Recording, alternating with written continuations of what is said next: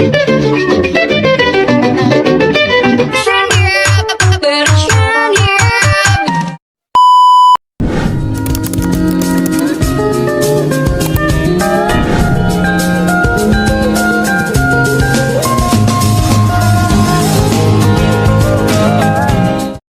few moments later.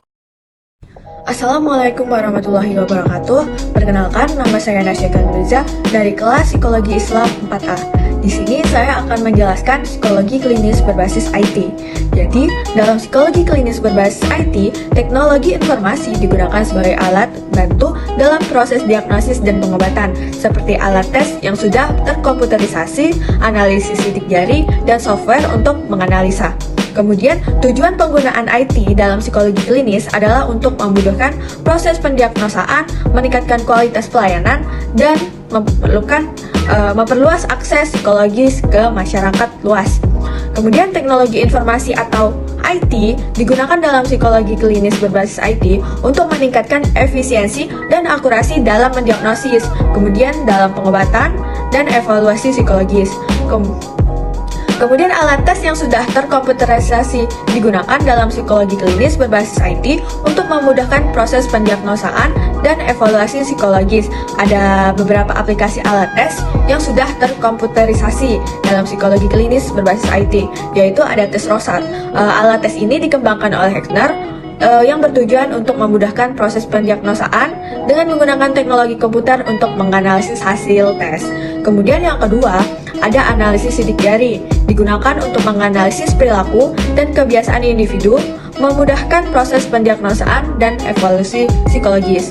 Kemudian yang ketiga, ada software untuk menganalisis data psikologis. Jadi digunakan untuk menganalisis data psikologis seperti data kuesioner atau survei. Kemudian dia juga bisa memudahkan proses penelitian dan evaluasi. Yang keempat, itu ada pemanfaatan media sosial, di mana media sosial ini bisa digunakan untuk penyebaran kuesioner atau survei, memudahkan proses penyebaran dan responden yang didapat. Kemudian yang terakhir itu ada intervensi berbasis IT. Jadi intervensi berbasis IT ini digunakan untuk intervensi klien klinis seperti pelatihan berbasis ilmiah dan mempermudah proses intervensi dan evaluasi efektivitas. Jadi alat tes yang terkomputerisasi ini memiliki peran penting dalam memudahkan dan meningkatkan kualitas pelayanan psikologi klinis serta dapat memperluas akses psikologis ke masyarakat. Perkenalkan, nama saya Nur Aisyah dengan NIM 2224060. Pada kesempatan ini saya akan menjelaskan tentang asesmen berbasis IT. Teknologi informasi dan komunikasi merupakan salah satu elemen penting dalam kehidupan. Saat ini, peran teknologi informasi dalam aktivitas manusia sangatlah besar. Teknologi informasi telah menjadi sarana tindakan di banyak bidang kehidupan dan berdampak pada layanan sehat. Teknologi informasi telah menjadi sarana tindakan di banyak bidang kehidupan dan berdampak pada layanan kesehatan.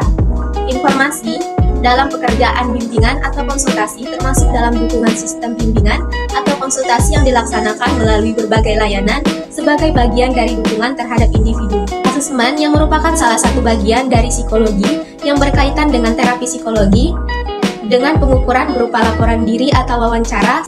Asesmen ialah hal yang sangat penting dilakukan untuk penilaian berbagai kemampuan dan atribut mental, termasuk pencapaian dan kemampuan kepribadian.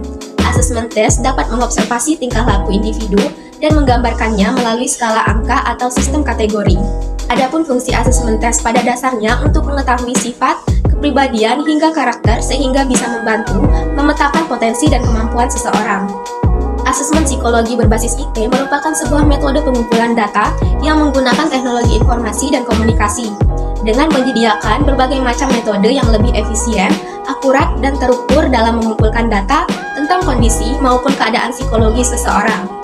Metode ini mungkin menggunakan alat-alat teknologi seperti komputer, smartphone, atau tablet melalui sistem informasi seperti kuesioner, psikologi online, atau sistem pengumpulan data secara otomatis.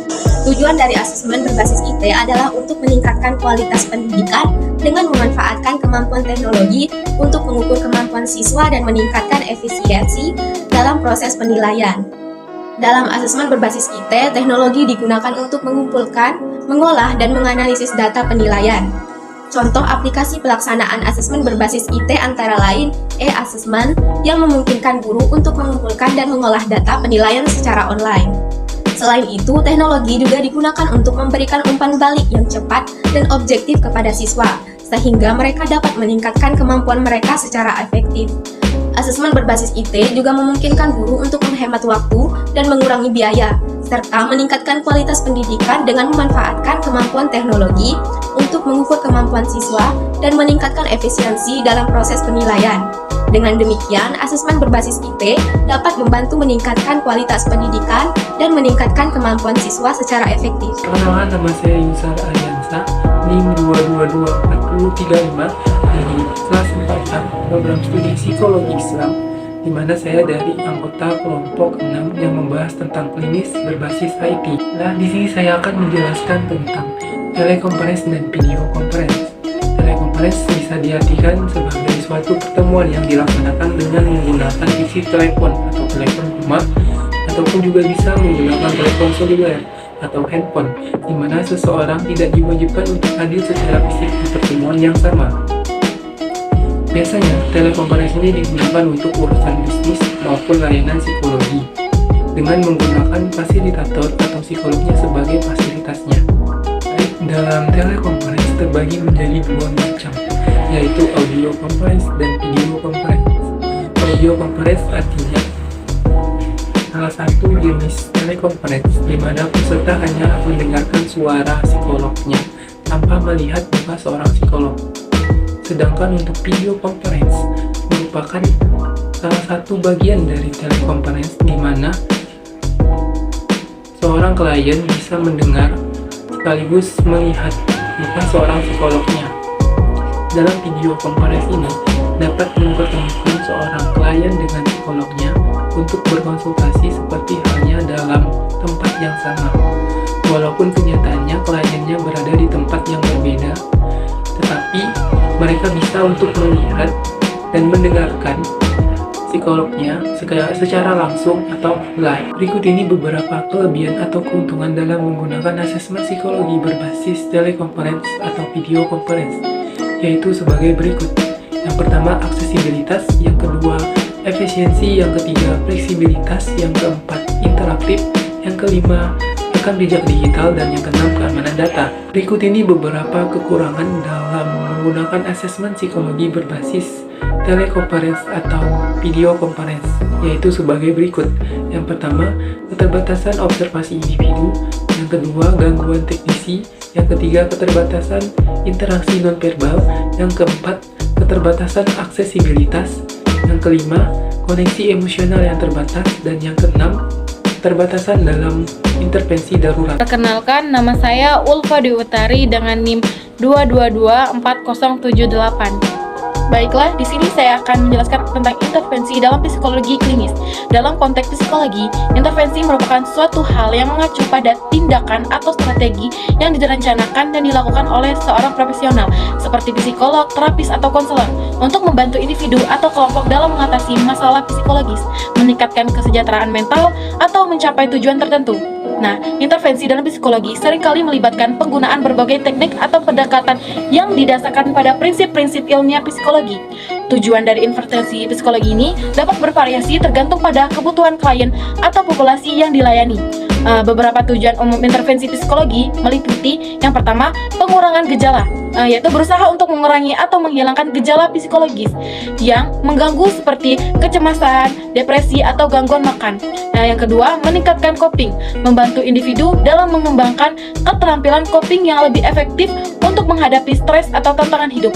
Yang ketiga, perubahan perilaku, membantu individu dalam mengubah perilaku yang tidak sehat atau tidak diinginkan, seperti kebiasaan merokok, perilaku agresif, atau kebiasaan tidur yang buruk. Lalu yang keempat, peningkatan kesejahteraan menolong individu dalam meningkatkan kualitas hidup dan kesejahteraan mereka secara keseluruhan. Adapun beberapa alasan psikolog melakukan intervensi terhadap seorang klien, yaitu adalah sebagai berikut. Yang pertama ada ameliorasi, yaitu menolong untuk menanggulangi masalah-masalah yang telah terjadi. Yang kedua ada prevensi, yakni usaha untuk mencegah masalah-masalah sebelum berkembang. Lalu yang ketiga, pengembangan, ialah untuk membantu orang meningkatkan keterampilan pribadi, relasi, dan lingkungan hidupnya.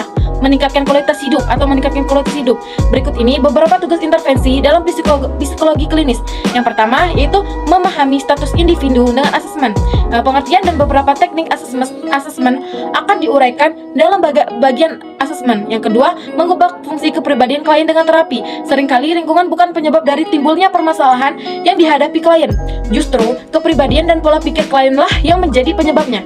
Maka dalam hal ini perlu dilakukan terapi psikologi untuk memodifikasi dan mengubah fungsi kepribadian klien. Terus, mengubah pengaruh buruk lingkungan dengan cara mengontrol lingkungan. Ini merupakan kebalikan dari tugas intervensi sebelumnya.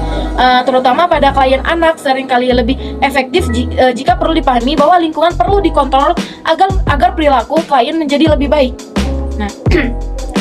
Lalu sini saya akan menjelaskan tujuan dari intervensi psikologi berbasis teknologi adalah meningkatkan kestabilitasan layanan kesehatan mental. Dengan memanfaatkan teknologi intervensi ini dapat mencapai individu yang mungkin sulit dijangkau secara geografis atau finansial, serta memberikan solusi yang lebih fleksibel dan terjangkau bagi individu yang membutuhkan bantuan dalam menjaga kesehatan mental mereka.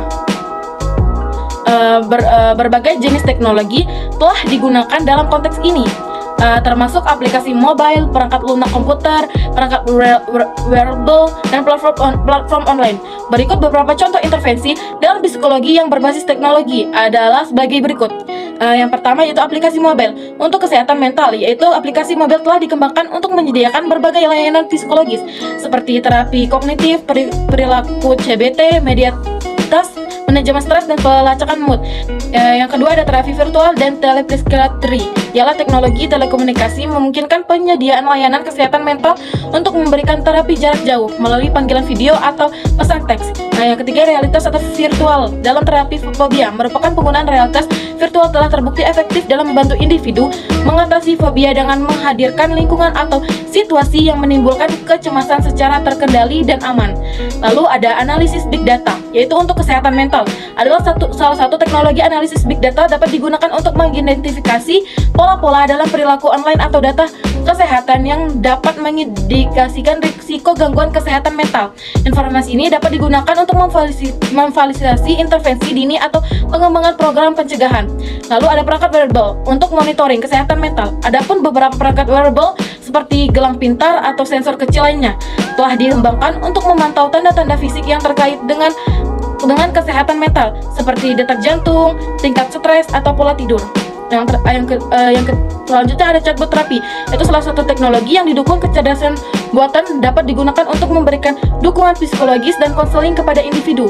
Dan yang terakhir ada gangguan penggunaan media sosial untuk pendidikan dan dukungan. Platform media sosial dapat digunakan untuk menyebarkan informasi tentang kesehatan mental, menyediakan ruang aman untuk diskusi, dan memberikan dukungan emosional antar individu.